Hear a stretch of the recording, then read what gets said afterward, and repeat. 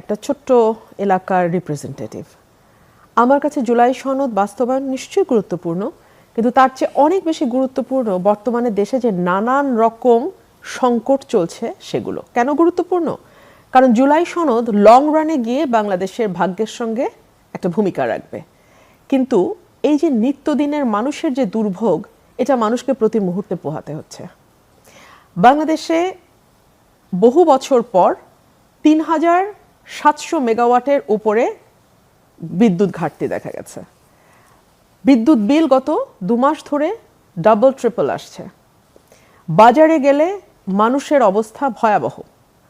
গতকালকে আমি এলিফ্যান্ট রোডে আমি থাকি, আমি বাসায় ফিরছি, তখন খুব বেশি রাতও না, 7:30 8টা এরকম, দোকান আস্তে আস্তে বন্ধ হচ্ছে।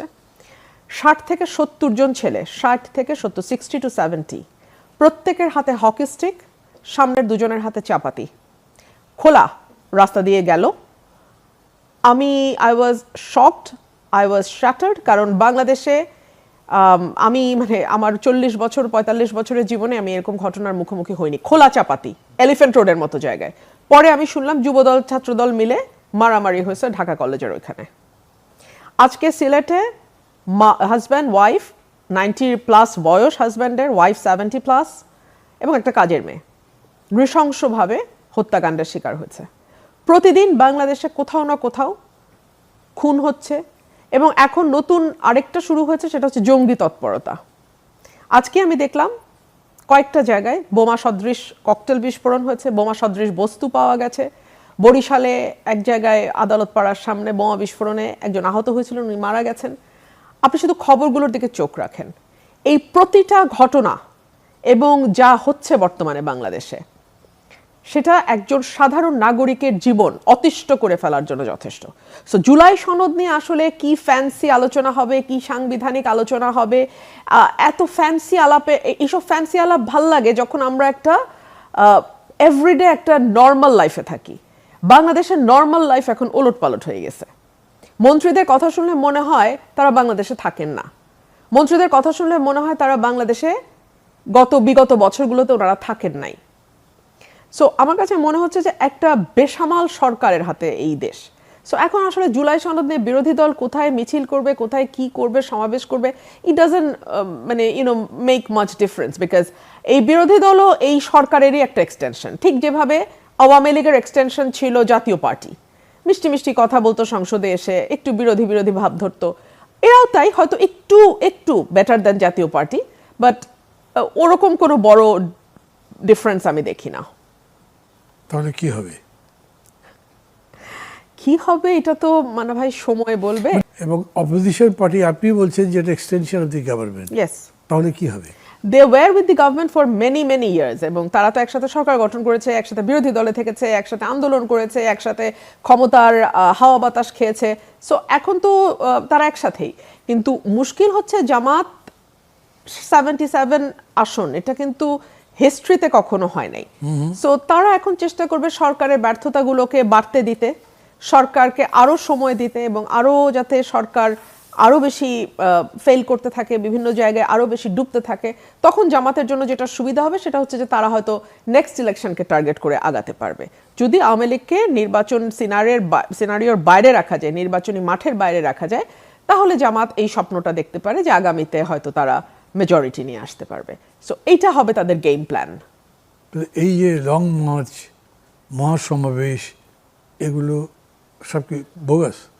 না, বোগাস ঠিক না। একটা রাজনৈতিক দল তার নেতাকর্মীদের চাঙ্গা রাখার ব্যাপার আছে, নেতাকর্মীদের মধ্যে আমরা যে বিরোধী দলে আছি সে একটা উদ্দীপনা রাখবার ব্যাপার আছে, প্রশাসনকেও একটা সিগন্যাল দেওয়ার ব্যাপার আছে যে আমরা কিন্তু শক্তিশালী বিরোধী দল। এবং ডেফিনেটলি জামাতের যেটা সুবিধা হয় যে ধরুন ঢাকায় তারা একটা সমাবেশ করবে, কথার কথা, নীলফামারীও তাদের যে কর্মী আছে উনিও ঢাকায় চলে আসবেন। আবার নীলফামারীতে যখন তারা সমাবেশ করবে, ঢাকার যেই যাত্রাবাড়ির কর্মী আছে উনিও নীলফামারীতে চলে যাবেন। সো একসাথে ওনাদের সমাবেশ কিন্তু আপনি বিশাল দেখবেন, বিকজ সারা বাংলাদেশের যেখানে যত জামাত কর্মী নেতা আছে তারা সবাই ওই জায়গাটাতে চলে যায়, and they're very organized. So transportation cost will be very high. Do you really think যে তাদের কাছে money is a problem? Money is not. তাদের আমি জানি না সোর্স অফ ইনকাম কি, বা এটা তারা, আমি যেহেতু দলের না আমার পক্ষে তো বলা মুশকিল। অভ্যন্তরীণ সোর্স হতে পারে, নেতাকর্মীদের কাছ থেকে পাওয়া টাকা হতে পারে, কিংবা বিদেশ থেকে আসা ফান্ড হতে পারে। নেতাকর্মীরা তো সব যাচ্ছেই, তারা নিজেদের খরচেই যাচ্ছে, নিজেদের খরচেই যাচ্ছে, থাকবে খাবে সব নিজেরাই করবে, সব মানে খুব ইজি মনে করেন? ইজি মনে করি না, কিন্তু ব্যাপারটা জামাতের জন্য ইজি মান না ভাই।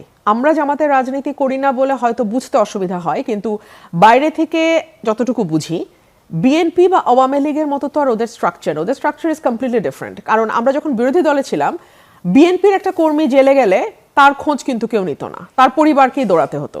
কিন্তু জামাতের একটা কর্মী যখন জেলে যেত, আমাদের কানে খবর আসতো যেটা, যে দল থেকেই তার ফ্যামিলিকে দেখা শোনা, তার ফ্যামিলিকে সমস্ত সাপোর্ট দেয়া, বাজার খরচ থেকে শুরু করে সবকিছু তারা করে। এবং তারা দরিদ্র পরিবারের ব্রিলিয়ান্ট ছেলেদেরকে বেছে নিয়ে কাউকে ব্যারিস্টার বানায়, কাউকে ডাক্তার বানায়, কাউকে আরো মানে অন্য কোনো ফিল্ডে যদি তার ক্যাপাসিটি থাকে সেই দিকে তারা ইনভেস্ট করে। সেই কারণে আপনি দেখবেন যে মানে মুখ খুললে আপনি বুঝবেন যে মানে YONO the background shows everywhere, but brilliance যদি তাদের থাকে, মেধা যদি থাকে, জামাত তাদেরকে ইয়ে করে, নার্চার করে। আপনি যা বলছেন, are this critic of the Jamaat Islam or eulogising? This is my analysis. I'm neither criticizing them nor I'm in favor of them, but I'm just খুবই objective analysis, very objective analysis, because I'm not a part of Jamaat. So objective অ্যানালিসিসই এরকম বলছে, it is a very discipline party, yeah, very কি বলা যায়, well organized. Organise তো বটেই, খুবই প্ল্যান মাফিক চলে এবং একদম। সেরকম করেই যাচ্ছে। একদম। তো সেই পার্টি কি কারণে 5 বছর পর্যন্ত অপেক্ষা করবে? তাদের তো একটা রিস্কও আছে যে এর মধ্যে আওয়ামী লীগ ফিরেও আসতে পারে। মানে আমি একবারও 5 বছর বলি নাই, আমি বলছি তারা অপেক্ষা করবে যতদিন পর্যন্ত না তারা মেজরিটি পাবে বলে তারা মনে করবে। যেই মুহূর্তে তারা বুঝবে সরকারের ফেলিয়ার যত বাড়তে থাকবে, আওয়ামী লীগকে যদি আপনি মাঠের বাইরে রাখতে পারেন, তাহলে হয়তো 2 বছর, 3 বছর, 2.5 বছর, যখন তারা বুঝবে যে 77 উইল বি 152, তখনই সিনারিও আলাদা হয়ে যাবে। এটা কি বোঝা সম্ভব মনে করেন? ওদের ডেফিনেটলি পরিসংখ্যান আছে, they have their own calculations, একেবারে তাদের অ্যানালিসিস আছে, তাদের ডেটা আছে, এবং এইসব ব্যাপারে তারা অনেক গুছানো বলে আমার ধারণা। All this are going in their favour with total eulogisation, total. না মানে অবজেক্টিভ রিয়েলিটি হতেও পারে, সেটাই অস্বীকার করছি, হতে পারে, কিন্তু এটা ঠিক যে প্রথম আপনার বিগিনিংটা এরকম মনে হয়েছিল যে যখন আপনি বলছেন যেটা এক্সটেনশন অফ দি গভর্নমেন্ট, কিন্তু এখন আবার বলছে খুবই ক্যালকুলেটিভ ওয়েতে তারা অপোজ করছে। Absolutely. কিন্তু এখানে আমার প্রশ্নটা এরকম আসে যে ধরেন তারা যদি এতই পারে, তাহলে why not they try to make it earlier? Manna ভাই, আসলে মাঠে এতদিন দুটো দলের রাজত্ব ছিল, দ্বিদলীয় ব্যবস্থা, 1। 2 হলো 71-এর একটা বিশাল ব্যাগেজ তাদের উপর ছিল এবং আছে।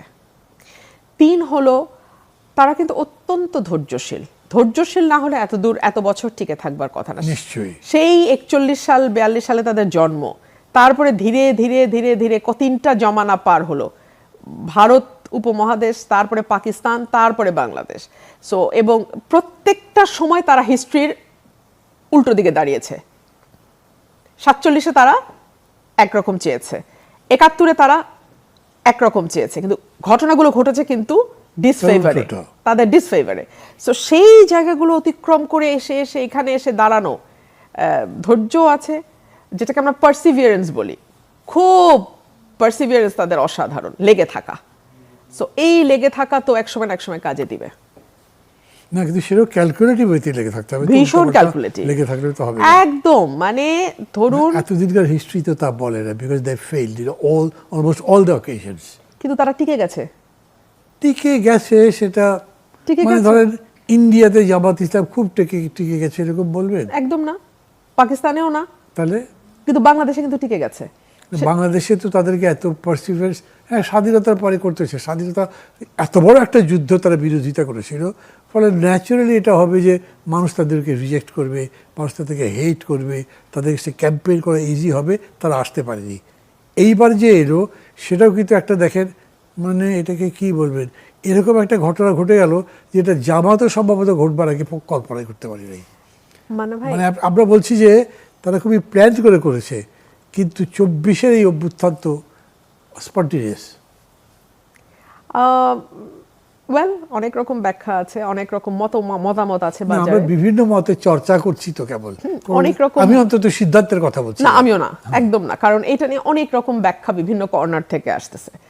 সো এবং আমি মনে করি যে দুটো দল, বিএনপি এবং আওয়ামী লীগ, যত বেশি মানুষ দ্বারা প্রত্যাখ্যাত হবে তাদের নিজস্ব কর্মকাণ্ডের দ্বারা, তত বেশি কিন্তু ওই ভোটটা কিছু অংশ অন্তত জামাতের দিকে যেতে থাকবে। এবং নতুন প্রজন্ম কিন্তু স্বাধীনতার কত 55 বছর পার হয়ে গেছে।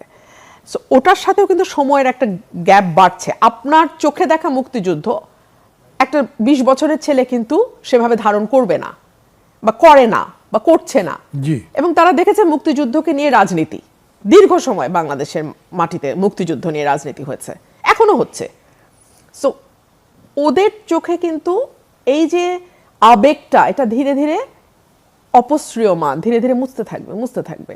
এবং আমি খুব অবাক হব না যদি সেই জায়গায় এই আবেগটা শেয়ারই করে না, তো তারা সেই আবেগ ধারণ করি না, because they did see it for themselves. তো তখন কি হচ্ছে যে ওরা যা তাদের চোখের সামনে নেই, ওই আবেগ কিন্তু এটা একটা বাড়ানো আবেগ, কিছুটা বইয়ে পড়া, সিনেমায় দেখা, গান শোনা, বাবা মার কাছে শোনা, ওই আবেগটা যে আমার মধ্যে হবে না, ওটা তো হবে না। এবং যারা মুক্তিযুদ্ধ নিজের চোখে দেখেছেন, সেই 71-ও যার জন্ম হয়েছে তার বয়স এখন 55, তো ওই সময় যার বয়স 20 সে এখন 75, সে দাদা নানা হয়ে গেছে, তাই না?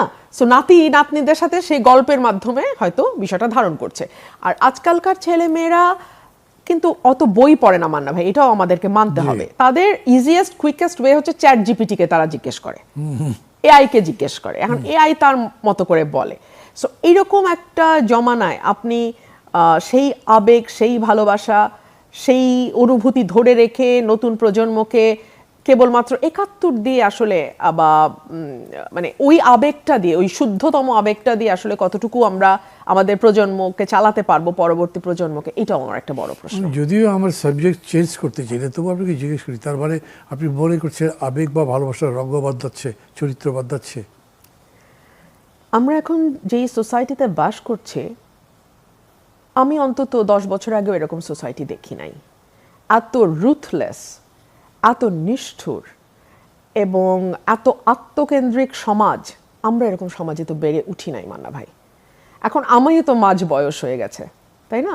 সো আমাদের বেড়ে ওঠাও তো আসলে আমি 30-40 বছর আগের কথা বলছি। সেই সময়কার সমাজের সাথে তো আপনি এই মেকানিক্যাল সময়ের কোনো তুলনা করতে পারবেন না, হয় না, হচ্ছে না। মানে আমি একটু দর্শকদের থেকে সবাই চাইছি একটা ঘটনা বলবো। মানে আপনি তো মাঝ বয়স বললেন, আমার তো প্রায় শেষ বয়স পড়াচ্ছেন, 76। আমি হেমন্তের গান পছন্দ করি। আমাদের জেনারেশন সবাই হেমন্ত, মানে হেমন্ত, তারপরে ধরে যে সন্ধ্যা কিংবা উত্তম কুমার, সুচিত্রা সেন, এগুলোর পাগল আমরা এখনও আছি। তো আমি এক রাত্রেবেলা 10টার দিকে আমার ঘরে লাইটটা নিভিয়ে দিয়ে একটা ডিম লাইট জ্বালিয়ে গান শুনছি, পড়ছিলাম, পড়তে পড়তে গান শুনছি, দরজাটা ভেজানো। আমার ছেলে তখন দেশে আছে, ও তখন গ্রেড 9-এ পড়ে, বেশ কয়েক বছর আগের কথা। দরজাটা খুলেও ঢুকে আবার পাশে দাঁড়ালো।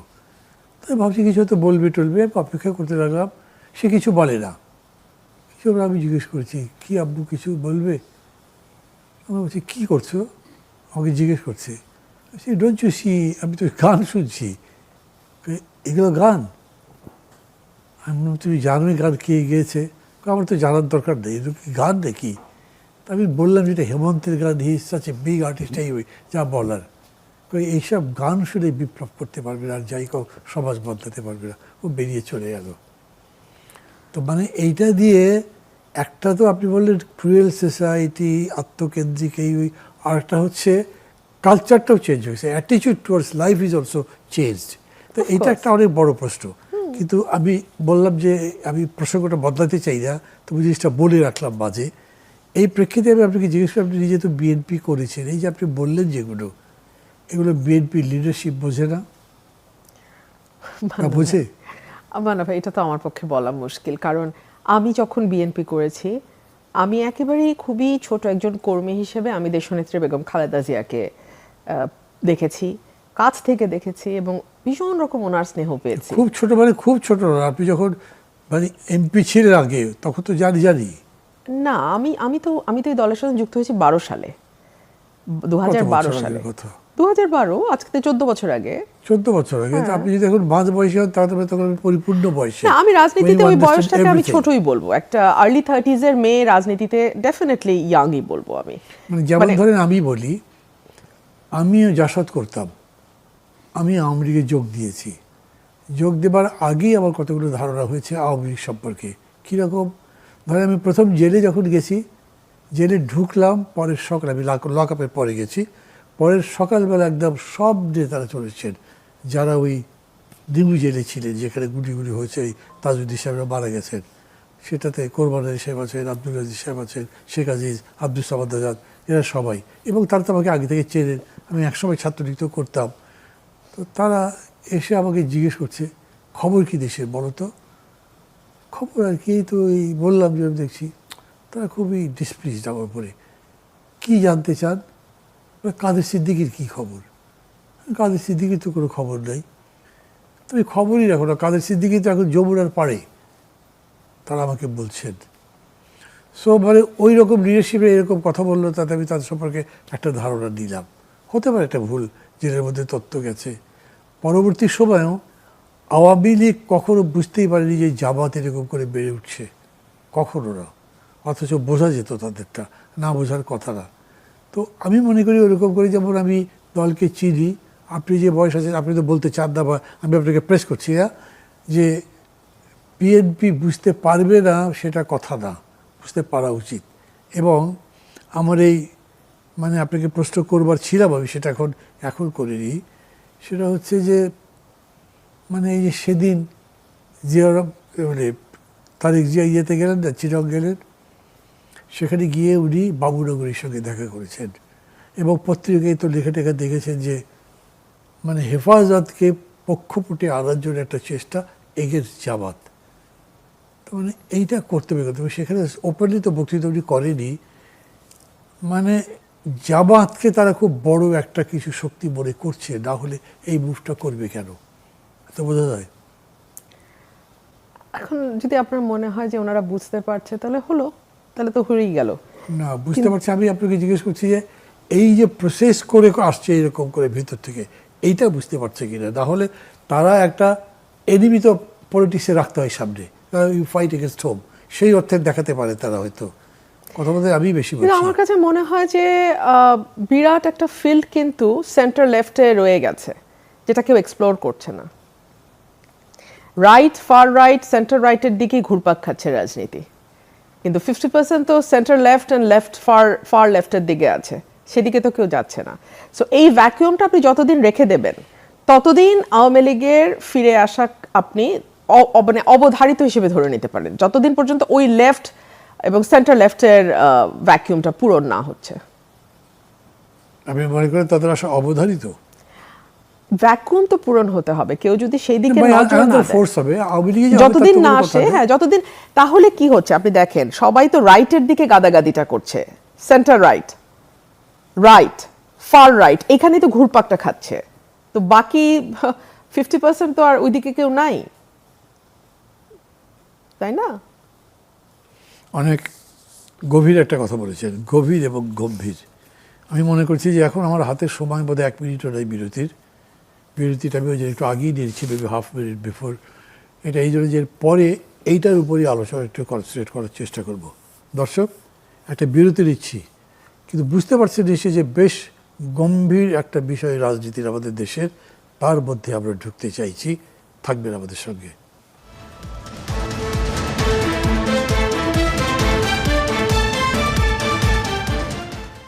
দর্শক, ফিরে এলাম ইস্পাহানি মির্জাপুর চা মুক্তবাকে।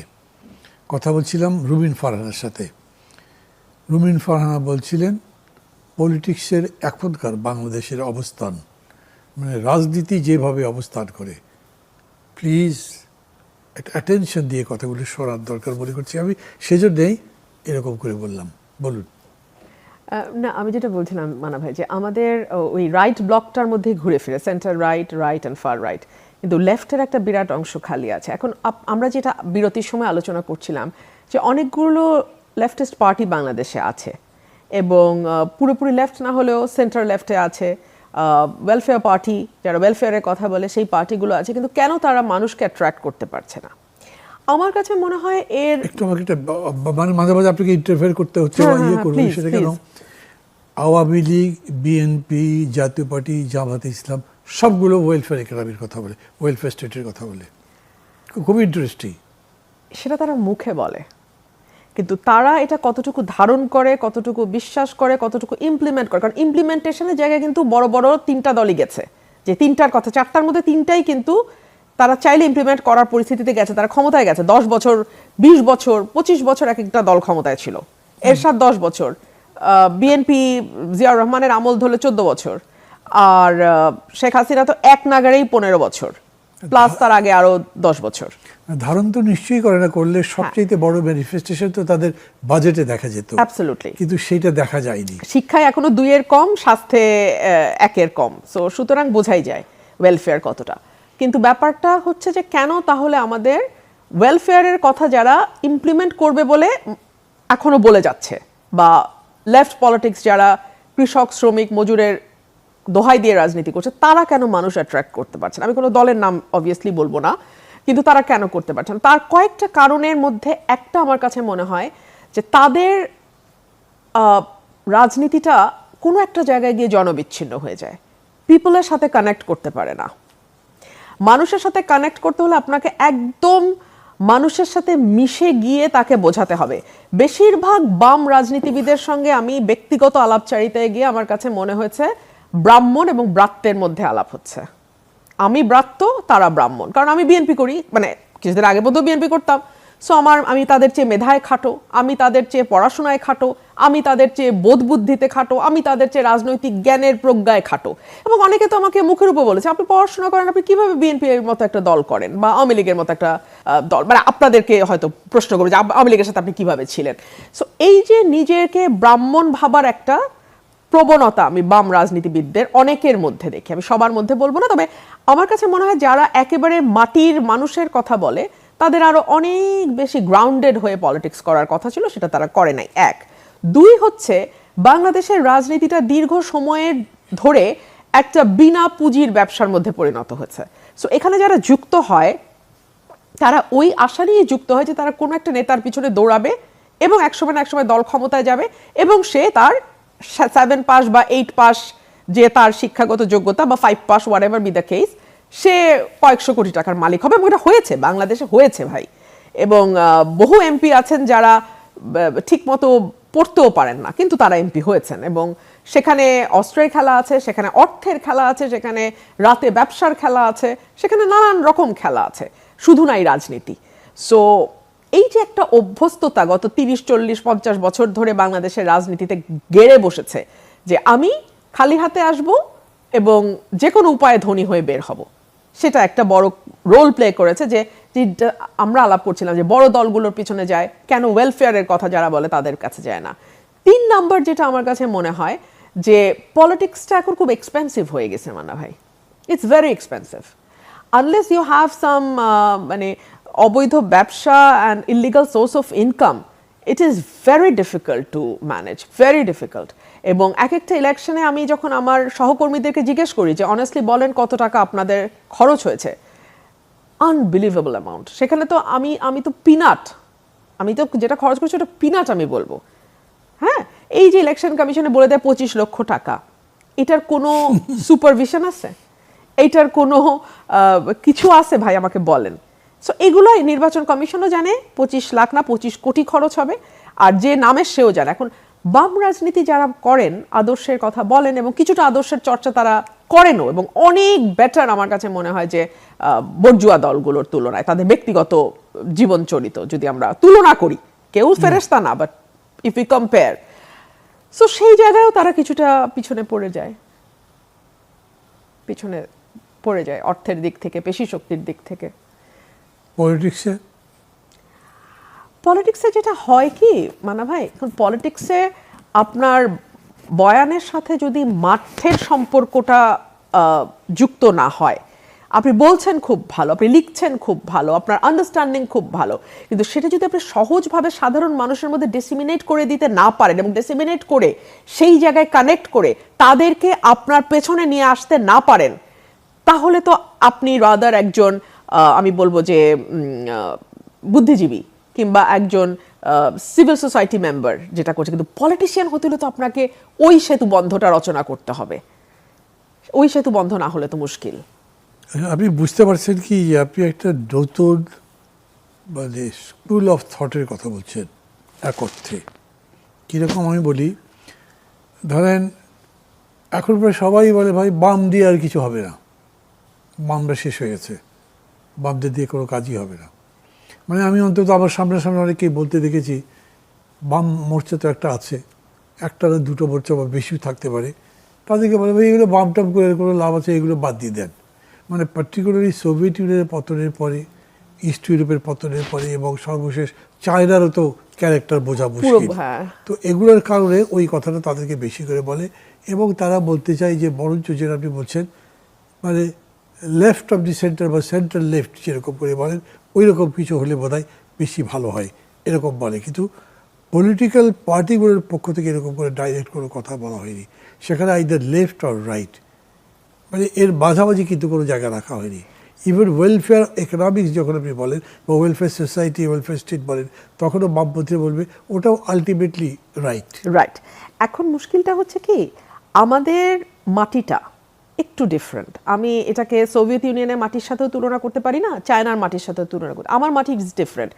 আমার মাটিতে বিএনপি কেন এত জনপ্রিয় হলো, এই প্রশ্ন যদি আমি করি, হ্যাঁ, তাহলে আপনি দেখবেন যে বিএনপির শহীদ প্রেসিডেন্ট জিয়াউর রহমানের আমলটা সুশাসন, সততা এবং সেই সাথে একটা মাইল্ড ধর্মের মিশ্রণও কিন্তু কাজ করেছে।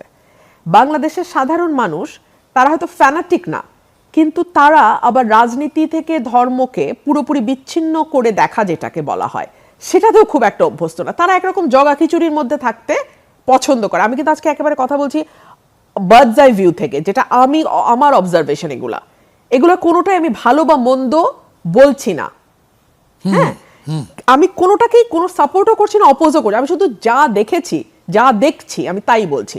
সো আমাদের মগজে মননে বামদের ব্যাপারে কথা বলতে গেলে সাধারণ মানুষের একটা জিনিস কাজ করে যে ওরা তো হয়তো ঠিক মানে আমরা যেভাবে ধর্মের করি ব্যক্তি জীবনে করি, ওনারা হয়তো ব্যক্তি জীবনেও খুব একটা ধার্মিক নন। এগুলো মানুষের ব্যাক অফ দ্য মাইন্ডে একরকম কাজ করে। তার চেয়ে যারা একটু হয়তো লেফট চিন্তাধারা পছন্দ করে, সেকুলারিজম পছন্দ করে, ডেমোক্রেসি চায়, আবার একটু ওয়েলফেয়ারও চায়, তারা আবার একটু শিল্প সংস্কৃতির দিকে আগ্রহ আছে, তারা মনে করে Awami League is a better option. আবার যারা মনে করে যে না অত শিল্প সংস্কৃতি করলে আমাদের খাঁটি যেই ইমান সেটা হয়তো অত মজবুত থাকবে না, তারা মনে করে আচ্ছা বিএনপি তারা কিন্তু আবার জামাতে যাবে না, অত ফার রাইটে তারা যাবে না, তারা একটু ঝুঁকে হয় একটু আওয়ামী লীগের দিকে ঝুঁকে, তাহলে ধর্মও থাকলো আবার সেকুলারিজমও চললো, সংস্কৃতির চর্চাও হলো আবার ধর্ম চর্চাও করা গেল, তারা কিন্তু আবার ফার লেফটের দিকে ঢুকবে না। সো এটা হচ্ছে ব্যাপারটা। আমরা আসলে আমাদের মাটিটা ইজ লিটল ডিফারেন্ট। সো আমি আগের যে কারণগুলো বললাম সেগুলোরও একটা রোল আছে এর মধ্যে, এক ধরনের বিচ্ছিন্নতা আছে বামদের সাথে, আবার সেই সঙ্গে এই ধর্মের ব্যাপারটাও কোনো না কোনো জায়গায় গিয়ে কানেক্টেড। আপনি খুব অল্প কথার মধ্যে বিএনপি কেন এত পপুলার হলো সেটা বললেন, আরও একটু বর্ণনা করবেন। ধরেন জিয়া রহমান পপুলার হয়েছিলেন, কিন্তু পরবর্তীকালে খুব বড় রকম ক্রিটিসিজম হয়েছিল যে উনি অস্ত্রের মাথায় ক্ষমতায় এসেছেন, অস্ত্রের জোরে। ইটস এ ফ্যাক্ট, উনি মার্শাল দিয়েই এসেছিলেন, আর্মি থেকে এসেছিলেন, আর্মিকে ইউজ করেই উনি আর্মিতে থেকেই পলিটিক্সটা করেছিলেন। বাট ইনস্পাইট অফ দোজ, এবং তার আমলে কর্নেল তারের ফাঁসি হয়েছিল, তারপরেও কিন্তু উনি ড্যাম পপুলার ছিলেন। তার কারণটা কি জানেন? তার কারণ হচ্ছে মানুষ কিন্তু ভান বুঝতে পারে। আমি আমার নিজের অল্প ছোট্ট রাজনৈতিক জীবনে আমি দেখেছি মানুষ ভান এবং আসল বুঝতে পারে। উনি সত্যি সৎ ছিলেন, মানে দেখানো লোক দেখানো সৎ না, হি ওয়াজ ড্যাম ব্লাডি অনেস্ট। এইরকম অনেস্টি পলিটিশিয়ানদের মধ্যে মানুষ দেখে নাই, কম দেখছে। ৭২ থেকে ৭৫ সেটার একটা অভাব ছিল। একদিকে দুর্ভিক্ষ হচ্ছে, আরেকদিকে সোনার মুকুটের বিয়ে হচ্ছে। সো মানুষ এই বিষয়গুলো তাদের, আমরা মানুষকে কেন যেন মিসরিড করি, আমরা বুঝতে ভুল করি। আমরা মনে করি যে ওই সকালে উঠে তো চশমা পরে পত্রিকা পড়ে না, ওরা মনে হয় বুঝে না। মান্না ভাই, মানুষ যে কি পরিমাণ বুঝে, আপনাকে আমাকে রাজনীতি 3 বার বুঝায় ছাড়তে পারবে গ্রামের ওই কৃষক। এটা আমরা বুঝতে ভুল করি, বা আমরা আরো বেশি ভুল করে, এই কারণে এত গ্যাপ তৈরি হয়। সো সাধারণ মানুষ বুঝছিল যে জিয়াউর রহমান সৎ, এই লোকটাকে ভোট দিলে উনি ওনার আত্মীয় স্বজনকে প্রোভাইড করবে না, উনি ওনার ওয়াইফকে, ওনার বাচ্চাদেরকে তাদের জন্য বাড়ি কিনবে না, জমি রাখবে না, এই লোকটা আসলেই সৎ। এইটা ছিল তার সবচেয়ে বড় ইউএসপি। সেকেন্ড ইউএসপি হচ্ছে কেন সে পপুলার হলো, ওই নবরত্নের মতো উনি ওনার ক্যাবিনেট সাজাইছে, যেখানে যে ভালো, যেই জায়গায় যেই ফিল্ডে যে ভালো, দরকার হয় তার হাতে পায়ে ধরে রিকোয়েস্ট করে হলেও তিনি তার ক্যাবিনেটে, তার দলে সেই ব্যক্তিকে ইনক্লুড করেছেন। প্রধানমন্ত্রী শাহজিউর রহমান সম্পর্কে কি বলবেন? প্রচন্ড রকম সমালোচনা হয়েছিল, যিনি পাকিস্তানের পক্ষে গিয়ে জাতিসংঘে একদম খোলামেলা করেনি, কারণ তার ব্যক্তিগত ক্যারিশমা ছিল ওই রকম। শাহজিজের না, জিয়াউর রহমানের অনেক কিছু মানুষ ইগনোর করে গেছে। ওই যে জুলাইয়ের ইয়েটা আমি আপনার এখানে আবার আনি। আমি আপনাকে শুরুতে কি বলেছি, I am a politician. July charter long রানে বাংলাদেশের জন্য একটা প্রভাব রাখবে আনডাউটেডলি, কিন্তু আমার আজকের সমস্যাটা কি, আমি সেটা নিয়ে কথা বলতে বেশি আগ্রহী। সো মানুষ চিন্তা করেছে রাজাকারকে পদ দিয়ে, ঠিক আছে, এটা আমার পছন্দ হয় নাই অনেকের, কিন্তু আমার আজকের দৈনন্দিন জীবনে যেই সমস্যাগুলো আমি অতীতে ফেস করছি, সেখান থেকে আমাকে এই সরকার কতটা রিলিফ দেওয়ার চেষ্টা করতেছে, আমার লাইফটাকে ইজি করার কতটা চেষ্টা করছে, এই হিসাব